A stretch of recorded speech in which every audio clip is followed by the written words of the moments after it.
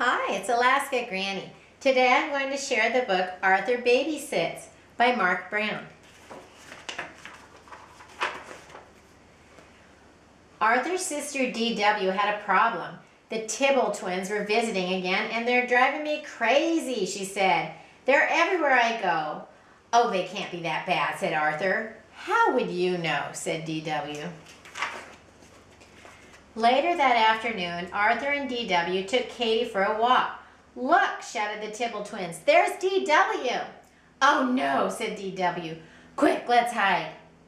Mrs. Tibble looked worried. I'm in a terrible pickle, she said. I need a sitter for my grandsons tonight and I can't find one anywhere. Arthur can do it, said D.W. He babysits me all the time. Oh, Arthur, you are a lifesaver, said Mrs. Tibble. I'll call your mother and set it up right now. Babysitting is such a big responsibility, said Arthur. I'm a little nervous. You'll do a fine job, said Mother. We'll be right here if you want to call us, said Father. Here's my crash helmet, said D.W. You'll need it. Why? Asked Arthur. Are you coming along? You think I'm trouble, said D.W. Just wait. On the way, Arthur walked by the sugar bowl. Hey, Arthur, called Buster, where are you going? I'm on my way to babysit for Mrs. Tibble, said Arthur. Not the terrible Tibble twins, gasped Prunella. My sister babysat for them once, and once was enough.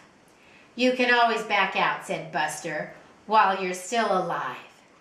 Don't worry, said Francine. It will be just like babysitting D.W. and baby Kate. Arthur remembered what that was like. Oh, ooh. Now he was really worried. Mrs. Tibble was waiting for Arthur. I'm so glad you're here, she said, and so are the twins. This is little Tommy in red and Timmy in blue. Almost bedtime, darlings. I'll be back soon. Very soon, I hope, said Arthur. Nighty-night, Grammy, said the twins sweetly. She's gone, screamed the twins. Playtime, bang, bang, bang. No, bedtime, said Arthur. We're not sleepy, said Timmy. The phone rang. It was D.W. I called with some advice, she said. Calm them down with a quiet game like cards. Thanks, said Arthur. Bye. How about a nice quiet game of cards, asked Arthur. Great, said the twins. We know a really good card game, said Tommy. 52, pick up, they screamed. Just then the phone rang. It was D.W. Sounds like they're out of control, she said. You need to show them who's boss. Thanks a lot, said Arthur. Let's play cowboy, said Tommy. I'll be the sheriff, said Arthur, because I'm the boss. And we'll be the bad guy, said Timmy. The next time the phone rang, Timmy answered it. Arthur can't come to the phone right now, he said. He's all tied up. Time for hide and seek, called Tommy. You'll never find us. When Arthur finally got loose, he searched and searched. If I don't find them soon, he thought, I'm in big trouble. Just then the phone rang again. What's going on over there, asked D.W. Shouldn't they be in bed? I can't talk right now, said Arthur. I'm looking for the twins. You mean you lost them? Shouted D.W. Not exactly, he said. I just can't find them. You're in really big trouble, said D.W. What are you going to do? Just then, Arthur noticed the curtains wiggling. You'll see, he said. I sure hope I find them before the Swamp Thing does, he added loudly. Swamp Thing? Asked Tommy from behind the curtain. Yes, the one that comes out on nights just like tonight, Arthur said. Sit down and I'll tell you about it.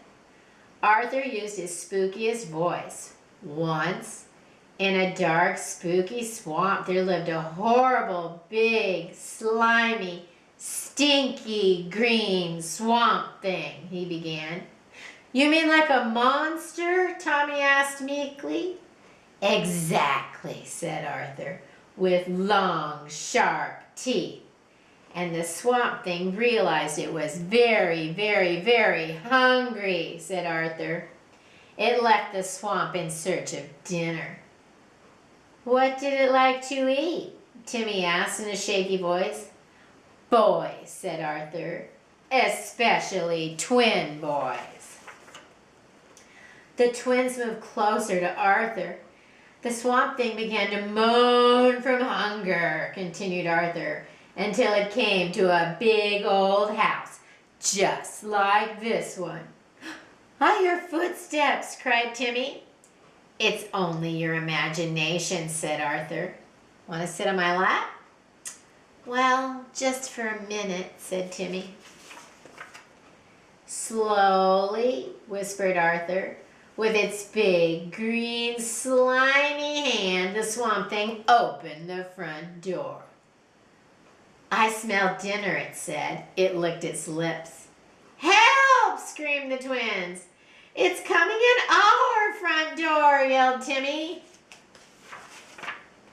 Just then the door did open and the lights went on.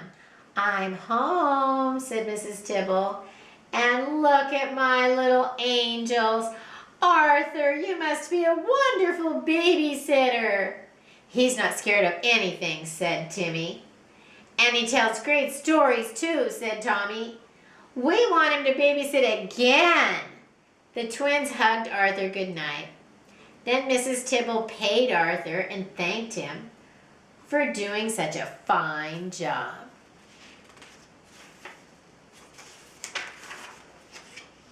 When Arthur got home, D.W. was still up. You're home early, she said. Did you get fired? No, said Arthur. Babysitting isn't so bad. Mrs. Tibble thinks I'm pretty good at it.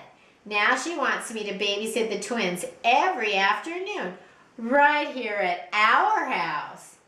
And since you know so much about babysitting, you can help. Arthur babysits.